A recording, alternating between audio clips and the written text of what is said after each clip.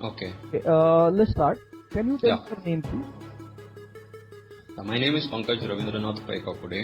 Can I see your identification? Please, here is my passport for identification. That's fine, thank you. Where are you from?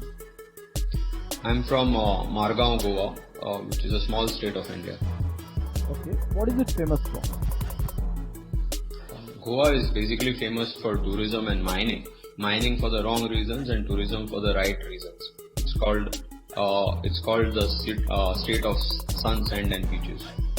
Okay. Now tell me, what changes have taken place in your hometowns in last 10 years? We've undergone a huge change over the last 10 years. One of the major factors which resulted in the change was the introduction of Konkan Railway. Prior to Konkan Railway, connections to Goa were very limited.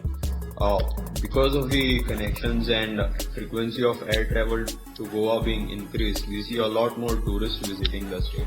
Apart from that, migration to Goa is happening on a very large scale.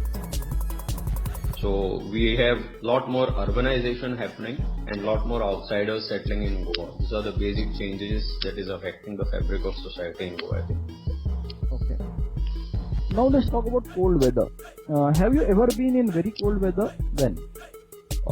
I have been in very cold weather. For me, cold weather would be anything below say 8 degrees because I come from a place which is where I'm used to anything about 25 degrees. So anything below 5-7 degrees is very cold for me. I had been in very cold weather only once in my life. If I'm not mistaken, somewhere in December 2000 for my honeymoon, we had been to Manali. Okay, how often is the weather cold where you come from? Where I come from, as I said, weather is not very cold. It is reasonably cold. What we call as cold is anything between when the weather goes below 25 degrees, and the months in which it is cold is between October and February. So those are the very pleasant times, I should say. We don't come from a cold climate. Okay, are some parts of your country colder than others? Yes, India is a very vast nation and it has all the temperature zones. We have the Himalayas in the north where it is sub-zero degrees, and we also have places like Trivandrum and Kanyakumari where it is very close to the equator. So we have very hot as well as very cold climates. Rajasthan is a desert where temperatures often cross 40-42 degrees. The wettest place on the earth is in Meghalaya, Cherrapunji. So we have all kinds of weather in India. Okay, would you prefer to live in a hot place or cold place?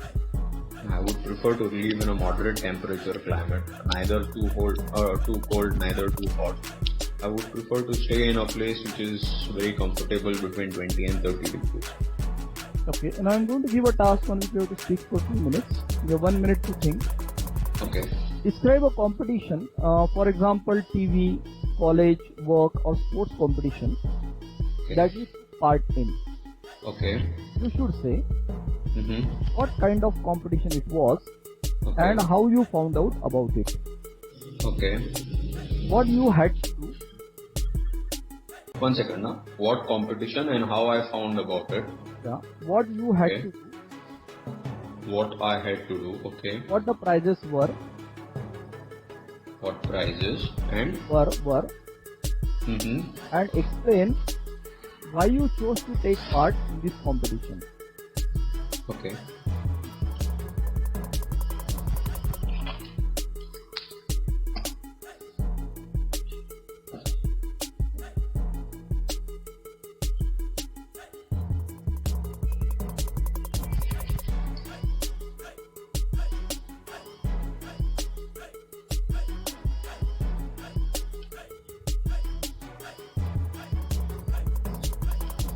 Can I start? Yeah. As a student, I have participated in many competitions during my school and college days. But one competition that really stands out is I have represented my state for a very unique sport called as the rock climbing. So it was in the year 1993 that I represented Goa, my state, for rock climbing. The nationals were held in Guwahati, Assam. I was always an avid trekker during schooling days and college days. So my trekking club introduced me to the concept of rock climbing there initially. I found it exciting, but we didn't have many opportunities to do it in Goa. Uh, fine morning, the president of the Goa Hiking Association called up saying, "Would you be interested in joining our rock climbing team for the nationals in Assam?" I said, "Why not?" I mean, I am the adventurous type, so I jumped at the opportunity, and next I knew was I was on a train traveling to Assam. We had many prizes over there. I was one of the youngest participants at the age of 17 to be representing there. I had the good opportunity to meet the Chief Minister of Assam, then Mr. Hiteshwar Saikia as well. That was the side and the benefit part of it. Apart from that, they had a team competition where they had the first place, second place, and the third place, and they had individual prizes in terms of gold, silver, and bronze. Competition was divided into seniors and juniors, and I was representing the junior category. I'm happy to tell you that I won the bronze prize in the individual category. The prizes were decided on the basis of a very risky adventure that you had to do. The risky adventure was they were measuring the height at which you could climb without any safety equipments. They obviously had a safety net to protect you, but it was a little risky because as the rocks are not always in a straight line, if you by chance miss and fall down, you have the tendency to bang across any protrusions that come out of the rocks. So it was a little risky, but I managed to climb up to about 30 meters, which is roughly about 100 feet without any belay rope, as they call it, which is the safety rope. Now, why I chose to go into this is I love travel. So I had never been to the northeastern part of the country. It gave me an opportunity to travel there, and after the rock climbing nationals, we went to Meghalaya, Sikkim, Darjeeling before we returned back to our state. It was a new sport for us, a sport which tests your endurance to your limits. You need to have very good body to be able to pursue rock climbing, and I had an adventurous streak in me. So few of the reasons why it interested me to join them. Thank you. Now let's talk about competition in school. I do see some school teachers use competitions or class activities. Competitions are used by teachers as class activities because it tries and gets the best out of the students. It also helps the teachers identify which people are good in which activities. It inculcates within the students the ability to be competitive when they grow up in their lives. Okay. Do you think it's a good thing to give prizes to children who do well at school, and why? Prizes should be given to prizes are given to school students for, in my opinion, for two reasons. One is it motivates the people who are doing well in academics or sports for whatever they are being awarded for. So it serves as a motivation for them to ensure that they keep doing well, and it acts as an incentive for people who are not getting them to try and achieve them. So positively looking at it, prizes do help students either to be motivated or to be incentivized in getting in achieving better results. Okay. Would you say that schools for young children have become more or less competitive since you were that age? Why? In my opinion, schools compared to when I was schooling to now, I think they've become more competition. One of the simplest reasons is there are more students now compared to when I was there. The demand supply equation has improved drastically from the demand side, so they are more competitive. That's part one of the story. Part two of the story, today when we look at, for example, the admission processes in many of the schools in the metropolitan cities of India, people stand in queue for 2 days, 3 days. So it just reflects that the schools have become much more competitive today than what was when we were schooling. Okay.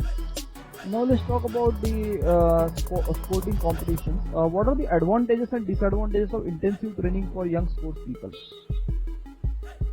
Advantages and disadvantages of training for young sports people. Intensive Sorry? training. Intensive training. For young sports. Intensive training from a young age, provided the child is focused on a particular sport, helps that child to become good at his own sport. The training is so devised as to take care of his body for that particular sport. So he is geared to become a professional sports person or a person who can excel in a particular sport. These are the advantages of having specialized training in a particular sport. The disadvantage is it's a very time-consuming process. Doing intensive training for a particular sport takes up quite a long bit of time. And with our competitive educational environment that we are, it will be difficult for the child to balance out the academics as well as the sports part unless and until he is an extraordinarily brilliant child. Some people think that competition leads to a better performance from sports stars. Others think it just makes players feel insecure. What is your opinion? Most of the sports people are incentivized by competition. It is only when somebody reaches the very top that they start getting insecure, because then to maintain something at that particular level, at that particular stature, is a very arduous task of maintaining your fitness, remaining injury free. So at those points in time, doubts start creeping in a sportsman's mind whether will I be able to retain the top slot or not. So initially, to start off as a sportsman, competition incentivizes you. Once you are at the top, it starts making you insecure. So you need to maintain a cool head, whether you are a beginner or at the top. This is personally my opinion. It will depend on individual to individual. Do you think that it is possible to become too competitive in sports? In what way? Too competitive in sports. It is possible to become a very competitive person in sports. One of the best examples is Mr. Tendulkar, who is considered the god of cricket. I am seeing him play since the age of 16. He is 41 today.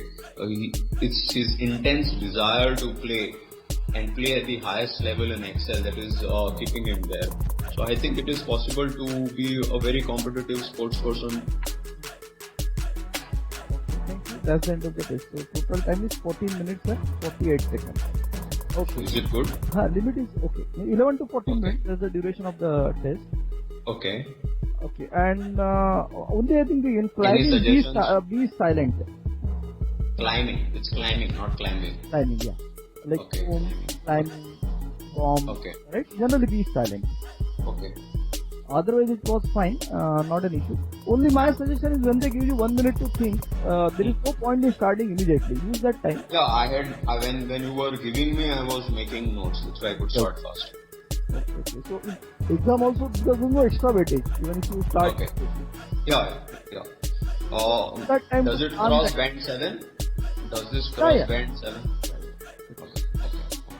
Okay. And Anything else? like you are leaving India when on 11th? On 10th. 10th I'll be able to do this class. I'll not be able to do this class. I'll be in the aircraft then. Okay. Oh. 6th, 7th, 8th. 9th. 4 days. Yeah. And from 18th I'm back otherwise. Yeah. If other areas are fine, I think we can carry on with the speaking test. Right? Okay. Evening also, if you get time, you can join that. Yeah, I will join there. And I'll also, what I intend to do is,